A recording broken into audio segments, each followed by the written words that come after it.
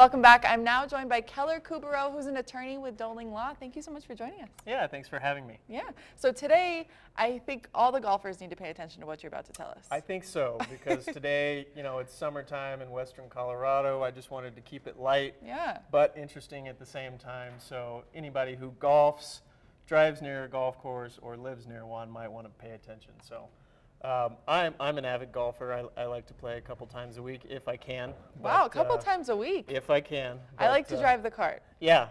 No, that's good stuff too. But this topic always comes up about, okay, somebody hits a golf shot that's not perfect, and it slices or hooks off course and damages a car or a house or hits somebody, and I wanted to talk about it because it's kind of interesting. Yeah.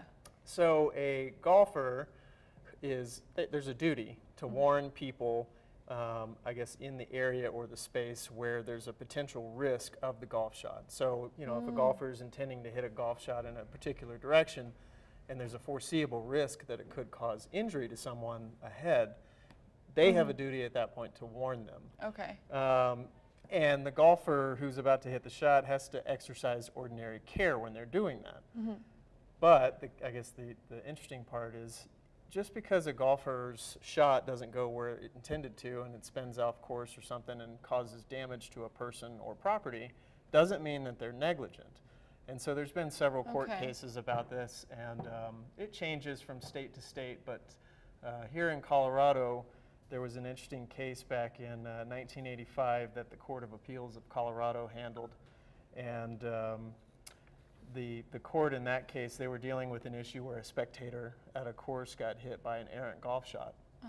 And the court there held, and to quote, for those of you who like that kind of stuff, the court said, to hold a golfer negligent merely because his golf ball did not travel in the direction he intended would be imposing a greater duty of care on the golfer than is realistic. And I agree with that, because that happens to me all the time.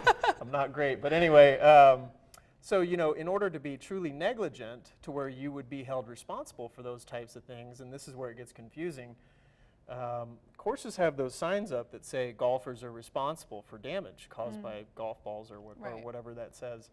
And actually, that's not necessarily true. The actual owner of the golf course could be held liable based on a couple of different factors: how well the course is maintained, maybe the design of the course, Yeah, because I was thinking they should be putting the cars out of the way of where people are shooting. Yeah, so think of North Avenue right next to Lincoln Park, and there's a par 5 that runs down the side of North Avenue. Well, I've seen it way too often to where, there's a fence there, but the way that course is designed, you're hitting long shots off the tee right along North Avenue.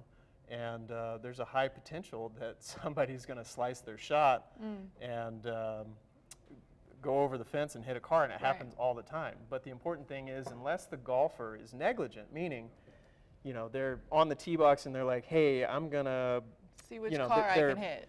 They're intoxicated, or they're pointing that direction saying, hey, watch this, and kind of, being silly, or they're doing something negligent, like using a driver off or a putter off the tee just to see what happens. In those situations, absolutely, they would be considered negligent, and you could pursue a claim against them for that. But oftentimes, it's kind of a gray area, and there may not be negligence just because there's actual damage. So in that situation, you may be stuck, if it's a property claim, dealing with your homeowner's policy. Or if it's to a vehicle, your vehicle insurance policy for property damage, and if it's injury to a person and there's no negligence, it could be kind of tricky. But great. Anyway. Well, important to know to protect yourself and your golf swing. That's right. That's right. Just a fun little topic for today. Yeah. So thank you. Thank you for coming on to the show. Appreciate it. And all that information will be available on our web channel as well, westernsilknow.com.